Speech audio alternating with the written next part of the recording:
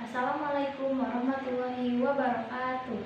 Perkenalkan, nama saya Cynthia Nabila Andriani dengan NPM 204230181. Saya dari kelas 4C. Di video kali ini, saya akan membahas materi tentang perkembangan kurikulum 2013 dan kurikulum Merdeka.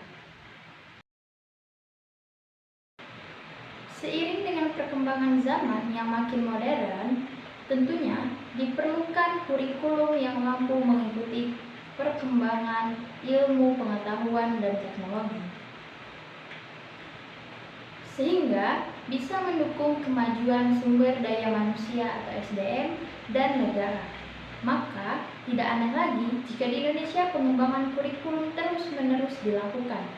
Pengembangan kurikulum yang terkini yaitu kurikulum Merdeka, yang sebelumnya adalah kurikulum 2013 revisi. Di Indonesia sendiri, kurikulum terus-menerus mengalami pengembangan. Sejak Indonesia merdeka sampai saat ini, paling tidak kurikulum telah mengalami 14 kali perubahan. Dimulai dengan kurikulum rencana pelajaran tahun 1947, kurikulum rencana pendidikan sekolah dasar tahun 1964, dan kurikulum sekolah dasar tahun 1968 pada masa Orde Lama. Lalu, pada masa Orde Baru atau zaman Presiden Soeharto terjadi 6 kali perubahan kurikulum, yaitu kurikulum proyek perintis sekolah pembangunan atau PPSP tahun 1973, kurikulum SD tahun 1975, kurikulum 1984, kurikulum 1994 dan revisi kurikulum 1994 pada tahun 1997. Kemudian di masa reformasi terjadi 5 kali perubahan kurikulum, yaitu kurikulum berbasis kompetensi atau KBK, kurikulum tingkat satuan pelajaran atau KTSP tahun 2006, lalu kurikulum 2013 atau K13, lalu kurikulum 2013 revisi, dan yang terbaru adalah kurikulum Merdeka.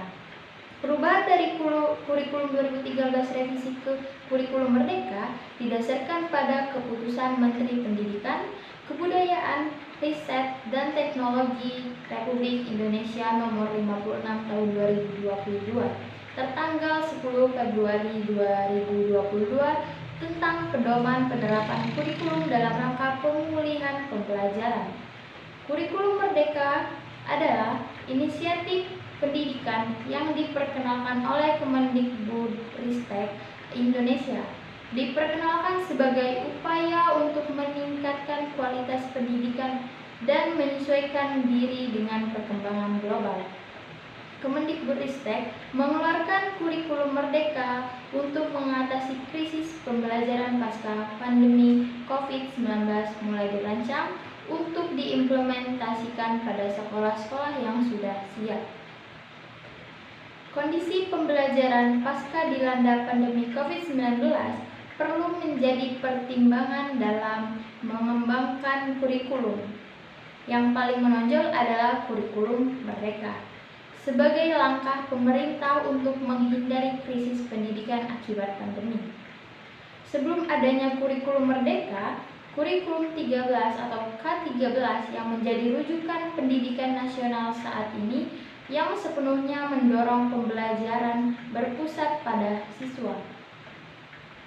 Kurikulum Merdeka menekankan pembelajaran berbasis kompetensi yang menekankan pada pengembangan keterampilan dan coping skill dalam menghadapi tantangan di masa depan.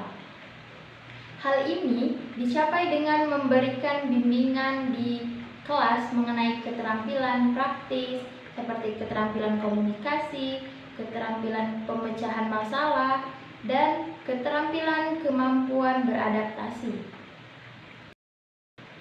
Perbedaan antara kurikulum K13 dan kurikulum Merdeka mencerminkan evolusi dalam pendidikan Indonesia. Sementara K13 lebih terstruktur dengan pendekatan kompetensi.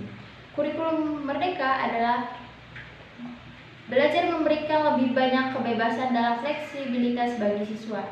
Masing-masing memiliki tujuan dan karakteristiknya sendiri, dan pilihan antara keduanya tergantung kebutuhan dan visi pendidikan yang diinginkan bagi para siswa di Indonesia. Prinsip utama dari kurikulum. Yang pertama, kita akan membahas prinsip utama dari kurikulum merdeka. Beberapa prinsip utama kurikulum merdeka ini yaitu yang pertama ada mendorong kemandirian dan keberagaman peserta didik dalam proses belajar. Yang kedua, fokus pada pembelajaran berbasis proyek, menekankan pada pembelajaran yang relevan dengan kehidupan nyata. Yang ketiga, mendorong pengembangan karakter dan soft skill. Yang keempat, ada mengintegrasikan teknologi dalam pembelajaran. Yang kelima, fleksibilitas dalam pemilihan mata pelajaran, memberikan keleluasaan kepada kepala sekolah dalam menyusun kurikulum sesuai dengan kebutuhan lokal. Nah, itu tadi ada 5 prinsip utama dari kurikulum merdeka. Selanjutnya, ada prinsip utama dari kurikulum 13 atau K13.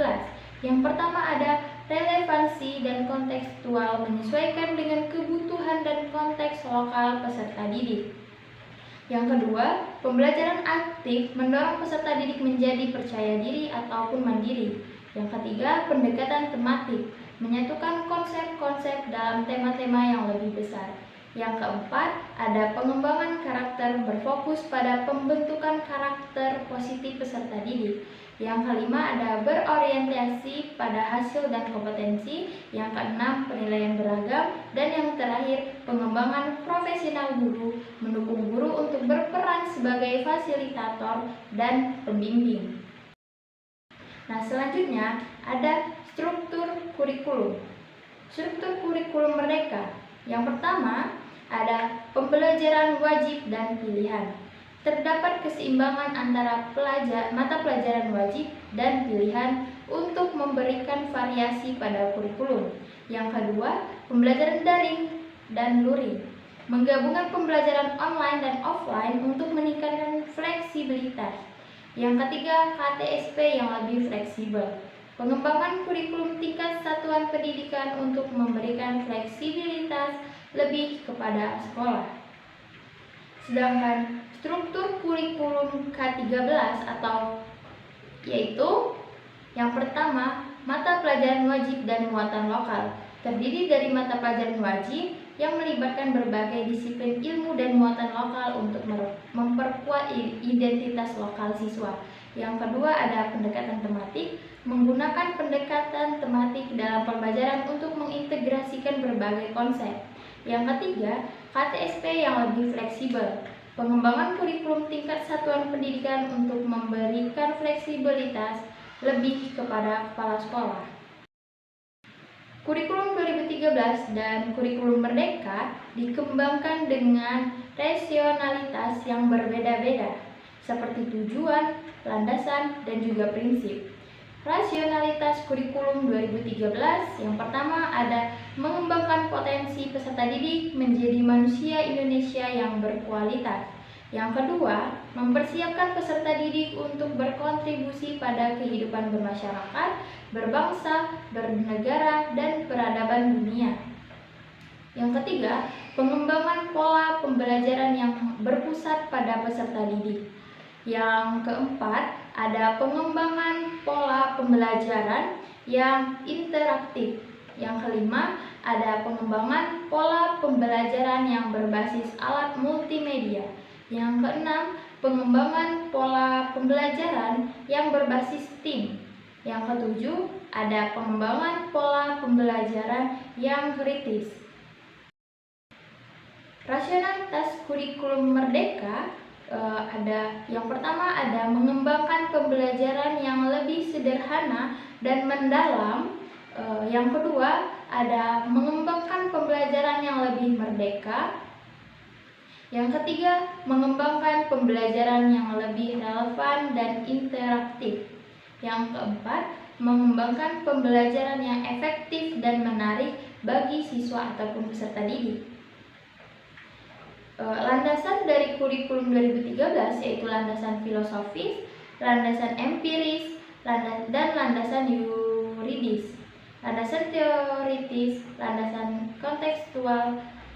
Sedangkan landasan kurikulum merdeka yaitu landasan filosofi, landasan psikologi, landasan sosial budaya, landasan iptek, landasan historis.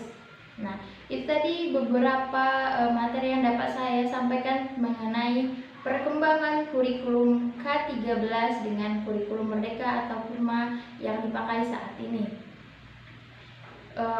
Itu saja yang dapat saya sampaikan. Jika ada salah kata saya mohon maaf, pada Allah saya mohon ampun. Saya akhiri, wabillahi taufiq wal hidayah. Wassalamualaikum warahmatullahi wabarakatuh. Bye bye.